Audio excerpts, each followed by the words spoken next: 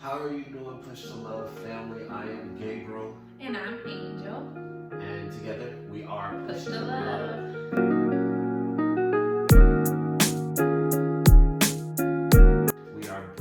We created this platform, this community to bring awareness to spinal cord injury, love, and happiness throughout the process. Right.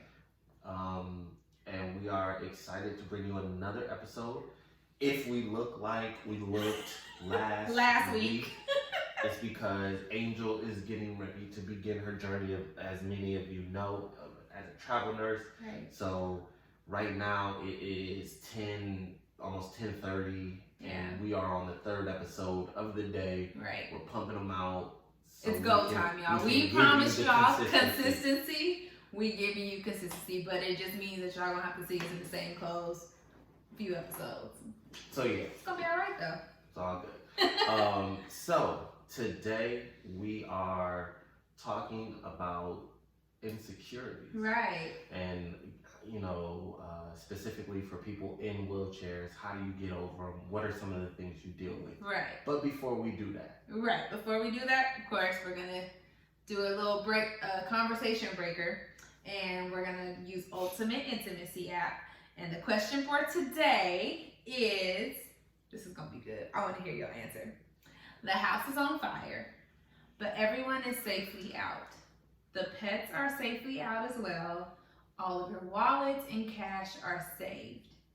If you could make one last dash to get something and know that you'll make it out safely, what would it be and why?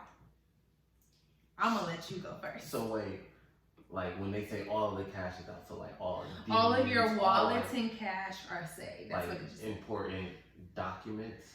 It didn't say that. It says all wallets and cash are saved. If you want to, I mean. So wait. Okay. Yo, he's such an overanalyzer. He takes everything. I knew what I kind of wanted, but it threw a wrench in it because, like, who carries really a whole bunch of cash in their your house? deed is probably safe with your attorney. Yeah, there's like legal documents that I don't have in the house. Okay, I just want to make sure. Right. Well, let's just say all our legal documents are with our attorneys. Like, even if it's here, there's a copy with the attorney, so you know that you're covered. So the only thing. What would you grab? And why? I'd grab my PS4. I'd grab my PS4. Like the true man. Spoken like a true man. You know how much work I put in on that PS4? On that memory? Do you know how much memory every time in that PS4? Hours of work. It could be gone.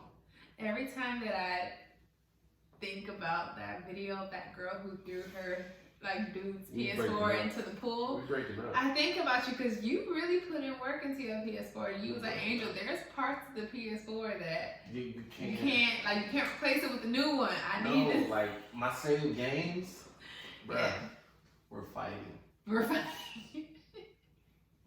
Well, So I'm getting my PS4 out. That's your life. The PS4 and the headset and the controllers. I mean, or just the you PS4. got to, you can do PS4 and all the accessories with it. Yeah, and then I get out the building and then blow up. Fall on my back and protect the PS4. You're so extra. So extra. It's that important, man. I would come back in and grab all the pictures. I thought about it, but that's what Angel would get. So we good. I know Angel got that. She'll get all the pictures. You know pictures. And every picture I have that's really important to me, I have it in digital form at this point in my life. Yes, but I still, there's a picture that we have of, you and your me and my dad, all of our wedding pictures that I have printed out. We have them in digital form. We can get them all. Yeah, but I worked really hard to get those pictures. This picture back here, I'm grabbing everything. I'm That's a lot. Don't worry, babe. I got the pictures. She's back. Oh, yeah. She's back. She is. This is not like our regular scheduled program. So she's like, why are we not? She's like, why are all these lights on? Right. Hey, mama. Right. So yeah, that's funny. I knew the crazy thing is I knew you knew I was gonna say pictures. Yeah, I could. I don't need to grab them.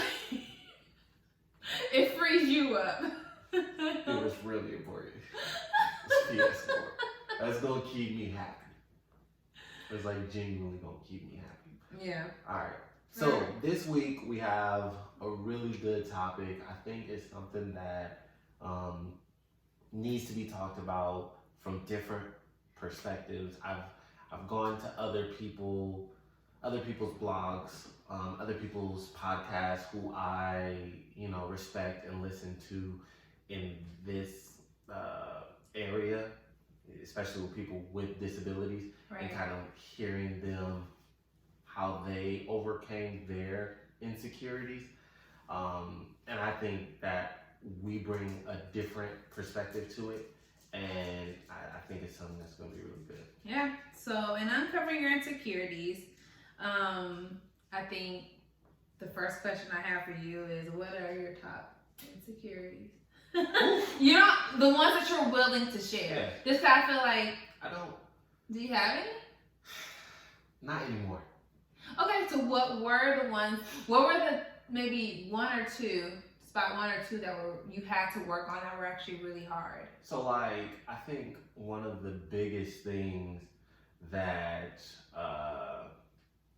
being a quad, like that adjustment was for at least a male, and maybe I can only speak from my perspective. Right. But for me, it was controlling my bladder, and my sexual life.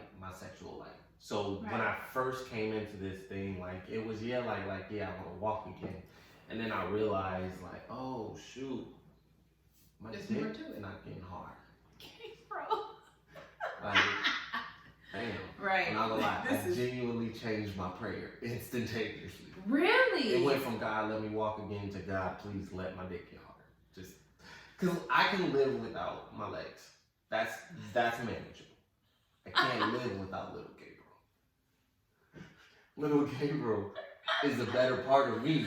He's your better half? He's my better half by far. He's way better than I am. He's a better person.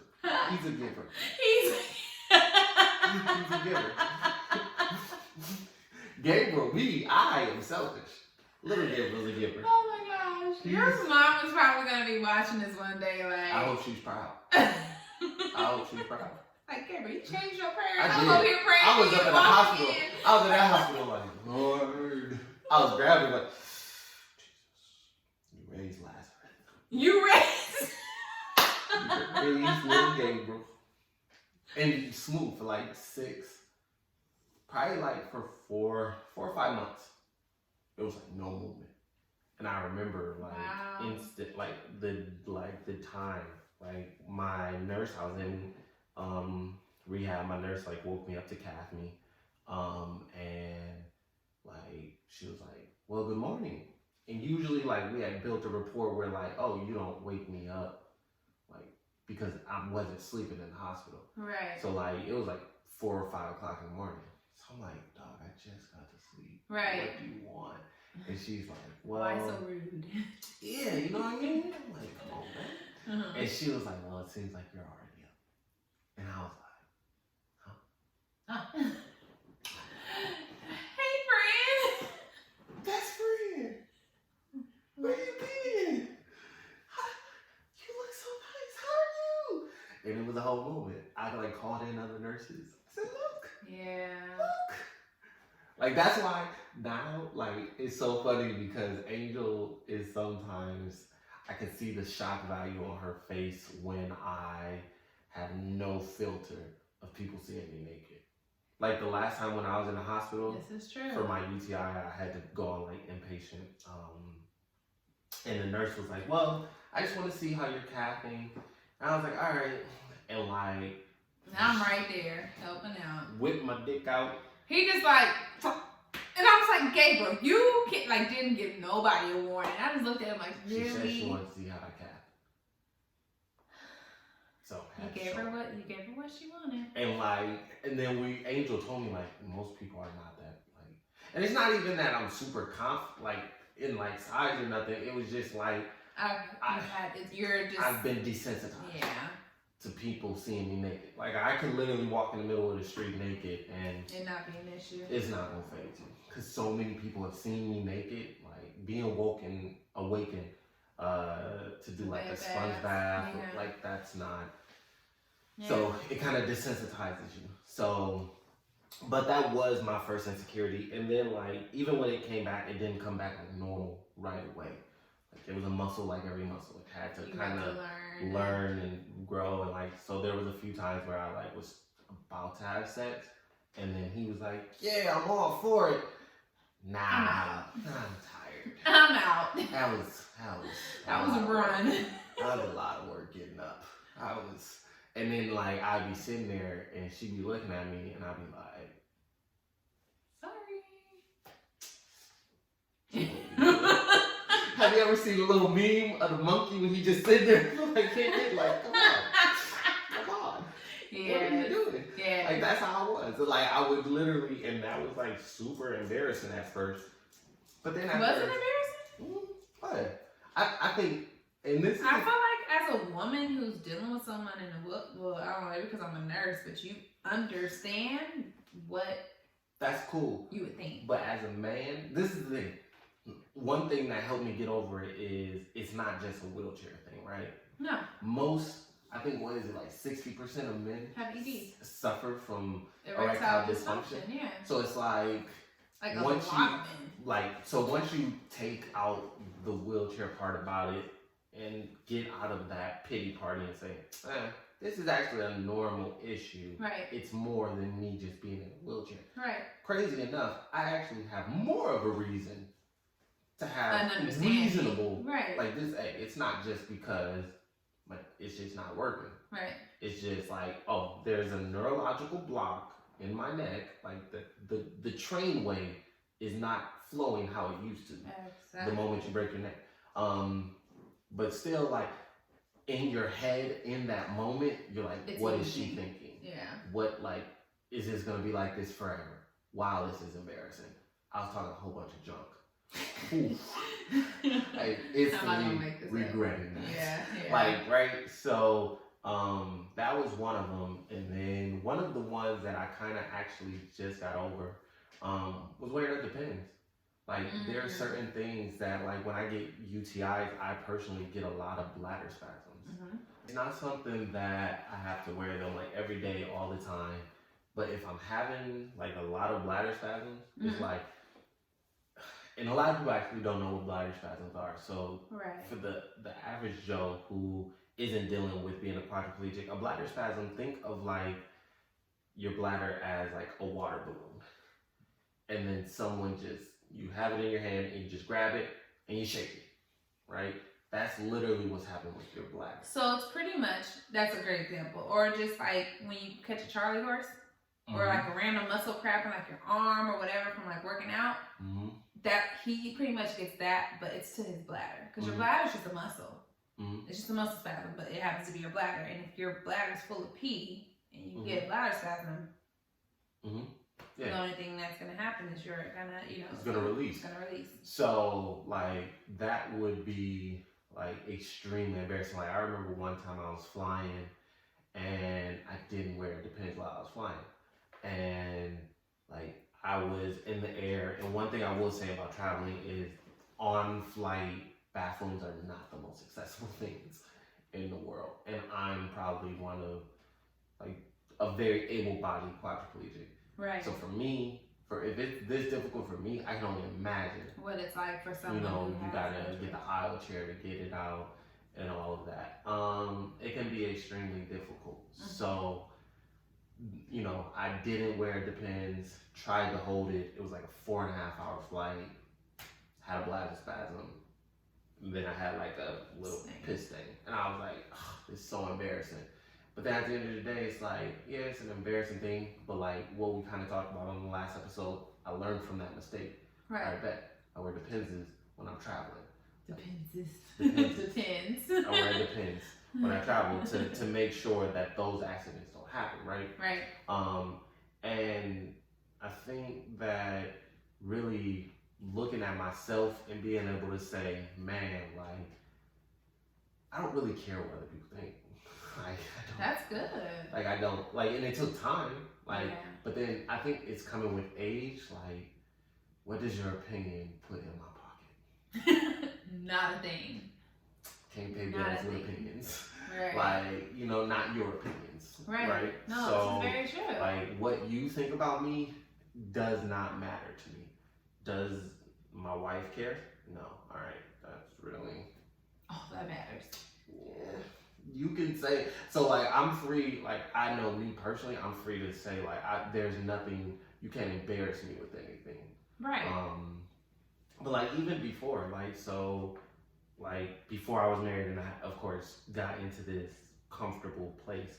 But there was an ex of mine that I tried to have sex with, and I had one of those moments of like, yeah, you're not working. Mm-hmm. And I guess like she told her mom, and yeah, somehow she had this little conversation with her mom, and we were at the community college, and like me and her, she was at the college, and we were both taking classes there, and like her mom was there for some reason.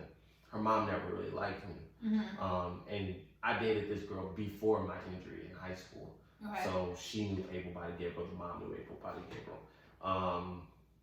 But like the mom was like, I forgot how we got to this point, but all I remember was the mom, like we were around about 5 or 6 of our friends that we all went to high school together. Her mom was like, that's why your dick don't work. And I was like,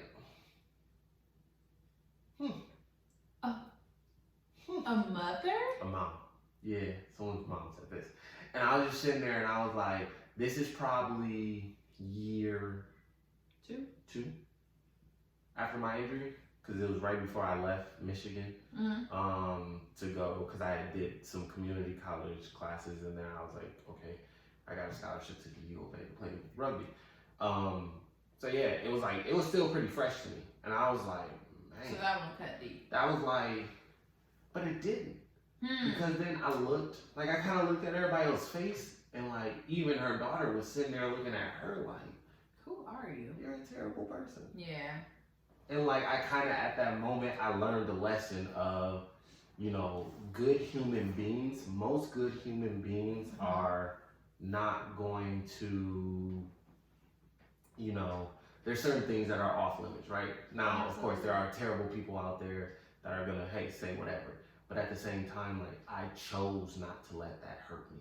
Like, yeah, I'm not gonna sit here in front and say, oh, that did not bother me. No, it did. Oh, and there was a lot of stuff I actually like. I wanted to cut back, but like I was like, yeah, nah, I'm good. I'm not gonna go down to that level and talk. My mom raised me. My mom and dad raised me with respect. I'm not gonna. You're an elder. I'm gonna hold you in that platform, even though you're not like carrying that mantle correctly. So like that was, you know, that was one thing.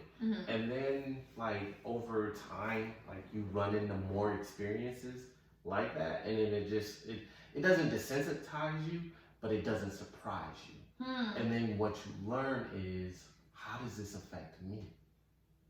It doesn't. Like it genuinely, like her saying that in that public place, like it actually did the exact opposite. People was like, yo, Gabriel handled that really well. Like he must be super confident.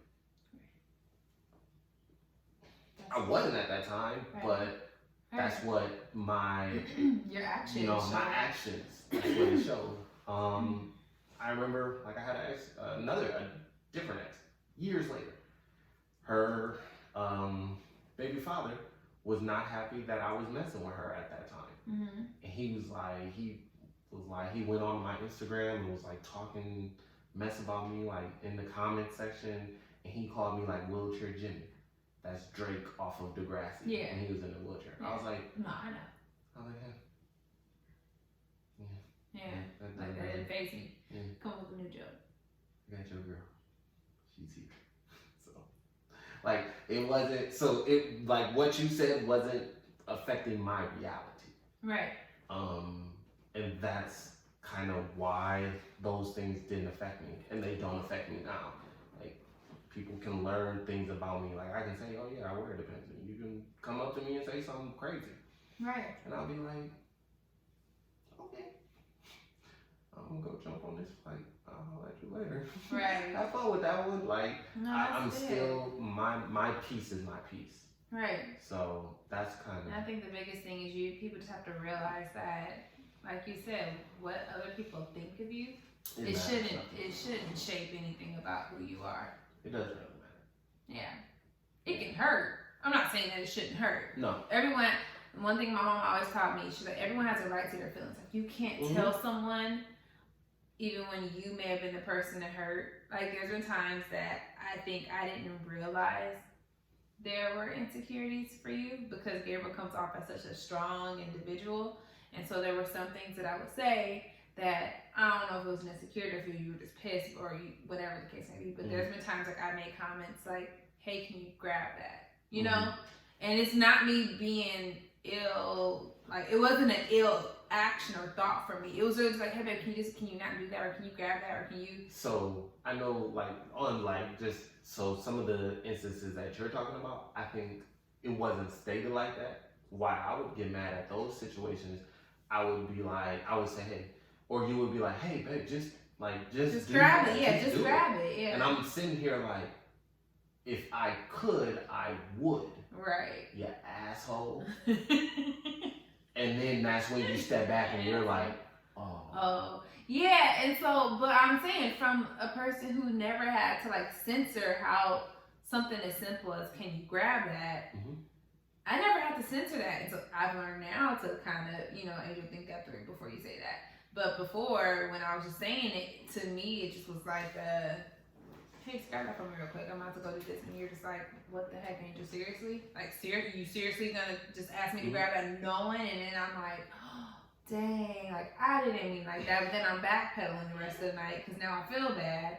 But in my mind, I can easily say, hey, that was not meant to hurt your feelings. Your feelings shouldn't be hurt. I cannot physically tell you that your feelings shouldn't be hurt. I can say I didn't mean to hurt your feelings, but if your feelings are hurt, your feelings are hurt. Yeah. And I feel that a big part of insecurity is like the feeling aspect of it, of how it makes you feel. And understand that how it makes you feel just makes you human. It doesn't make you right or wrong, but you just need to learn to work through it. And what I will also, that actually brings up a really good point that I've kind of learned is it's okay to feel something, and it's okay, like you're gonna go through like some of these experiences that I've kind of brought out, and sometimes people can say like, well, why now I'm not gonna trust what people say, like, right, I'm not gonna trust this, you love me, or you like find me attractive.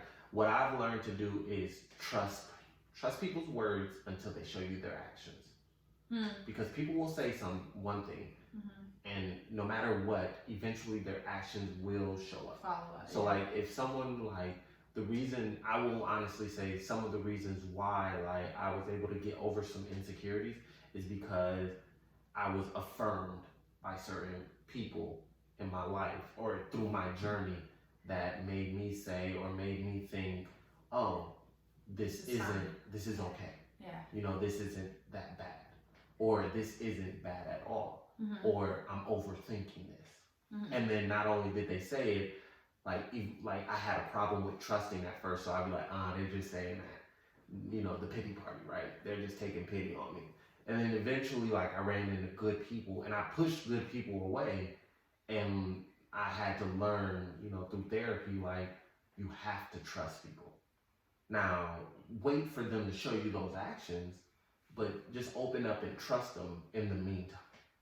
And then once they show you the action, then you can make do what you want with that information. Yeah. But open up, make room for your emotions, but then also make room for trust. And I think that's one of the biggest ways to get over insecurities is feel your emotions, and that's something that I've been learning from Kevin on stage and his wife.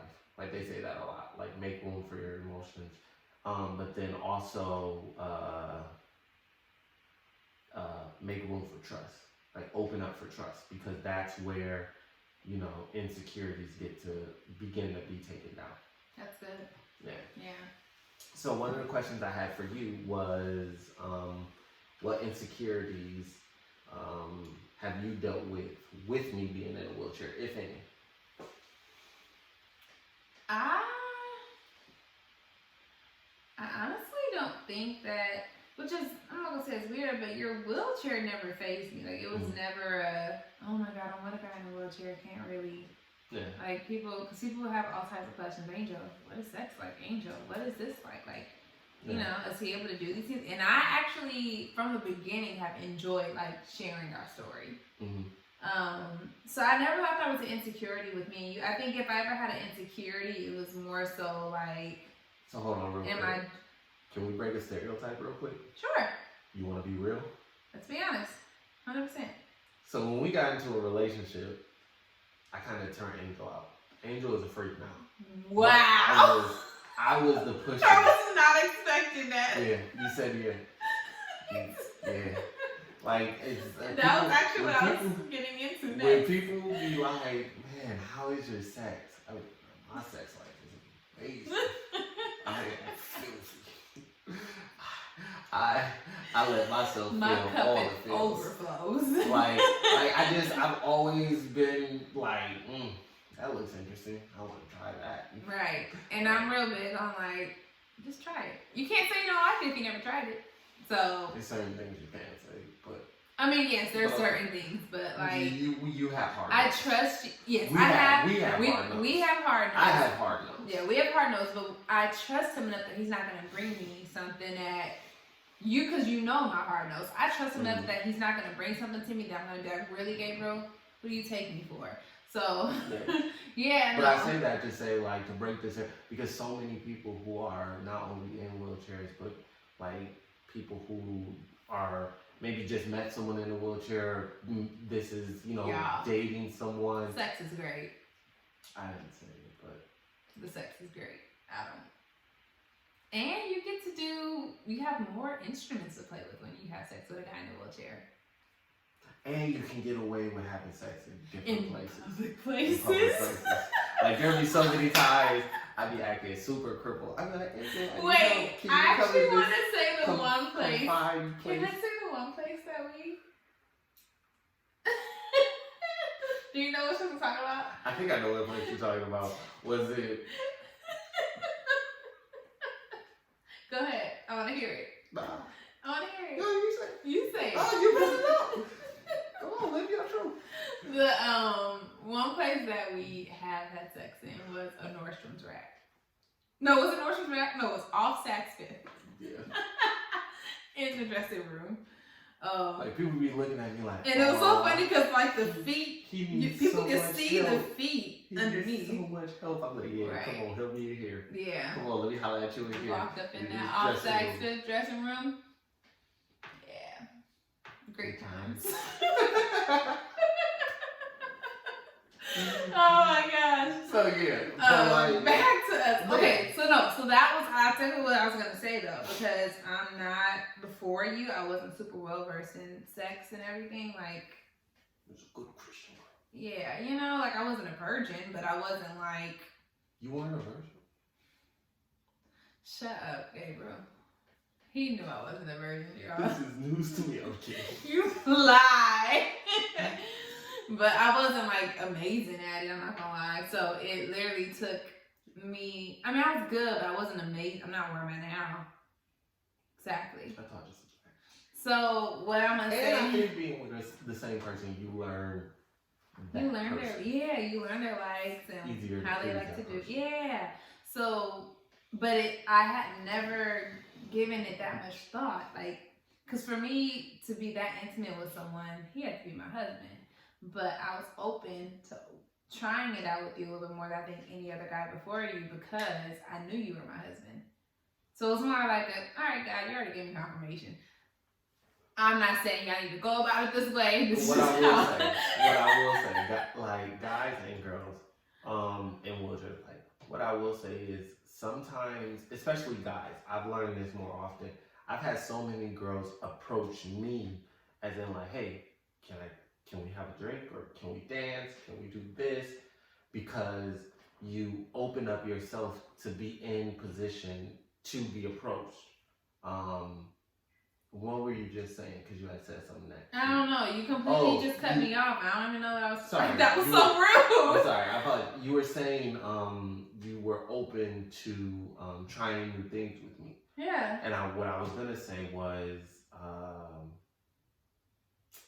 look at you. See, God don't like ugly. You should have waited I till my wasn't statement was ugly. over. I didn't want to lose it though. I lost it. Look, see, I don't even know where I was at. You were saying you were open. You were open up because God gave you confirmation. Yeah. So I was okay with opening up to you about it. But that was an insecurity of mine. Because he let me know early on, like, sex isn't a big deal, but it is a big deal. And I was just like, it was a big deal. Huh? I said it was. Yeah. Yeah. I mean, it sounds like you're a hoe when you say it that way, but yeah. No, they don't. Sex Sound is like sex is a big deal. And I was like, I know I like sex. I just never really double dabbled in all the stuff that we do now. It's kind of fun. Life is great. Booty growing, hair growing, face glowing.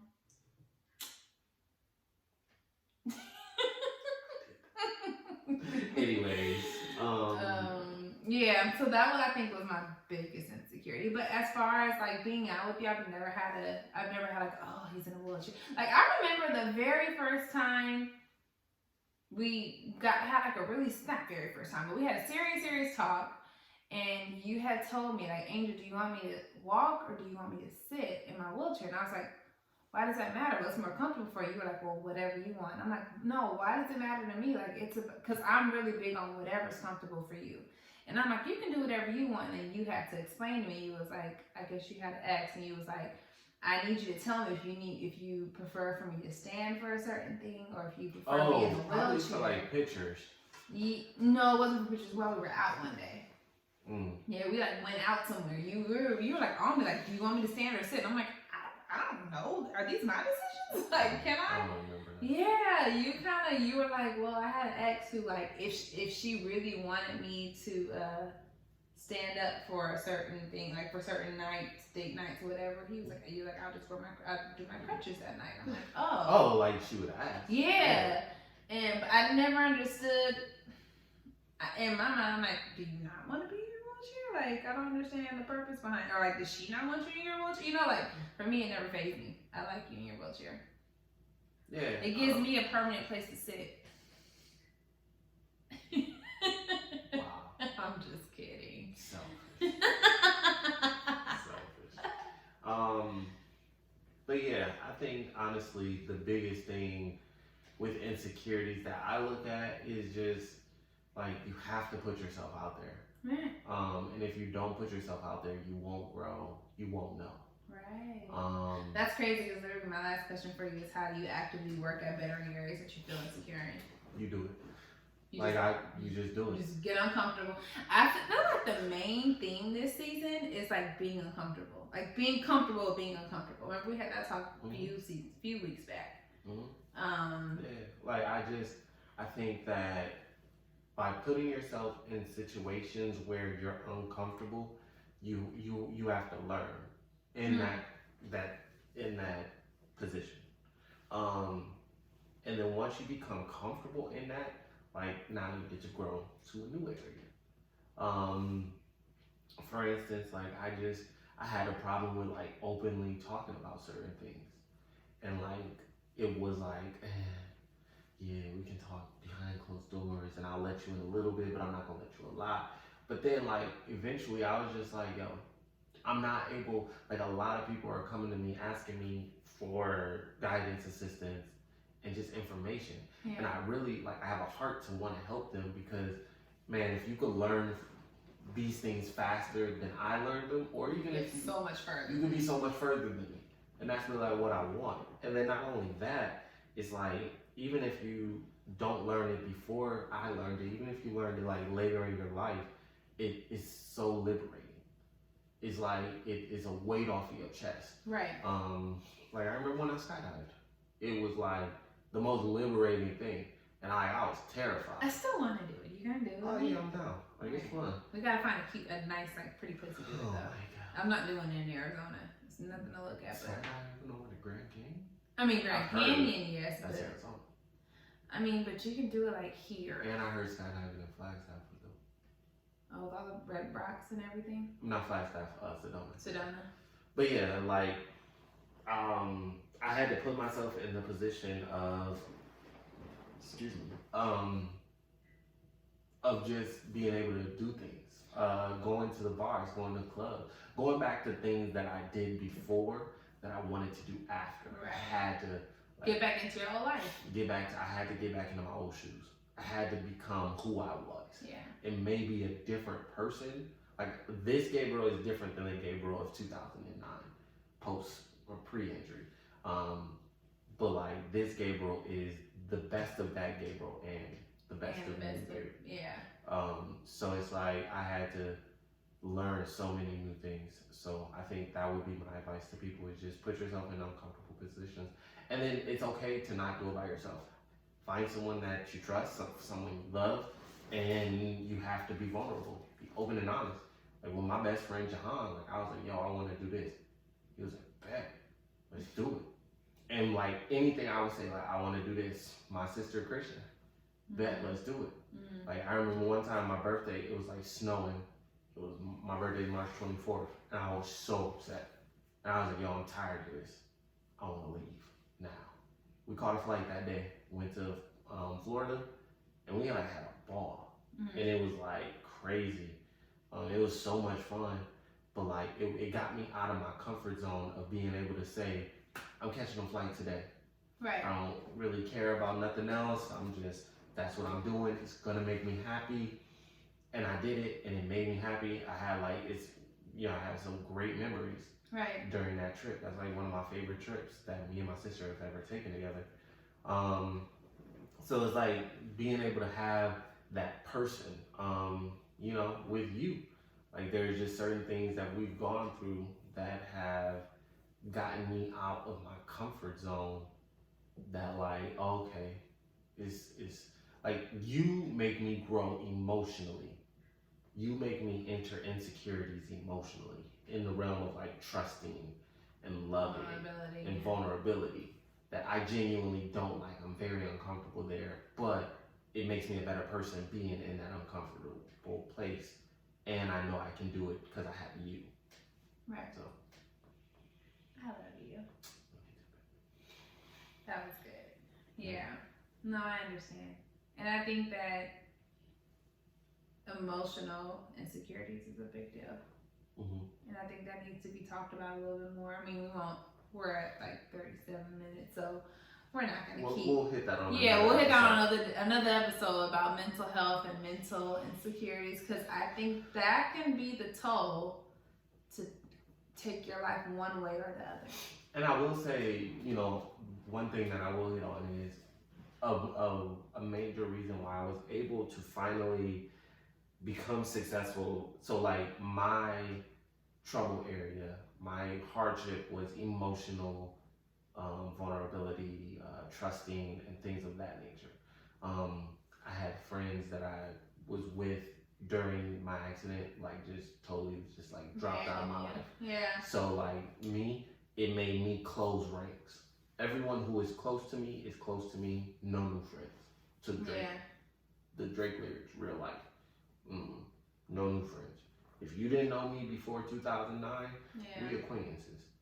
And then like I was meeting good people, but like I wouldn't let them in. So like, going to therapy, talking it out, being able to say and heal from certain things, it opened me up. And like now I have like my friend Brant and Rosie.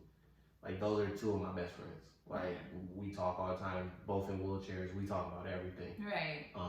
They're the people who I lean on where they get what I'm going through. We're all quads. Yeah. You guys can have that intimate conversation and know that you guys are gonna understand each other. Yeah, and we can laugh at the same terrible stuff. We can talk about the same terrible stuff. Like there will literally be a question thrown out, like just a random question that you would never ask someone else, but we can do that. And that's kind of in the same sense of me and Yvonne. Me and Yvonne have developed, because Yvonne is Rosie's wife, and me and her have developed a relationship over the past 4 years to the point where now if something comes up, I know I can or she can come to me or I can come to her and like, hey, because you can't really go to this able-bodied couple and be like, you need to understand, you know, this about an inter couple relationship, and then they're looking at you and be like, we don't even know what that means. Yeah. So being able to have that community and that companion to be like, hey girl, so this is what's going on. Have you had this experience before? Can you, you know, even like fun stuff like sex, like, hey, we want to try something new. Have you ever tried this? How did it work for you? What did you do? You know, so that's why this is so important, y'all. This is why Push to Love is made, because I feel like we need this conversation. We need to understand and know that you're not in it alone, that we're here to answer all your questions. We're here to communicate. And not even just we. Like, I want to build the community where I can go to people and be like, yo, you've been in the chair for 30 years. I'm experiencing this. Yeah, absolutely. In your 30 years, have you ever experienced that, right? Or, you know, a person who is on the other side, you know, maybe a guy who is with a person, a female in a wheelchair. Yeah. Right? All right, from this other side, how does it work? Talk to me and tell me how this could be perceived on that other side, because I'm getting frustrated with my partner on this, and I don't think there's a disconnect. You know, so I think just building the community and building a place, a safe place where people can come and start to break down those insecurities, is definitely necessary. Absolutely. So that's why we need you guys to interact and engage with us. So thank y'all for listening. Make sure you guys hit subscribe on our YouTube channel. You can find us on all platforms.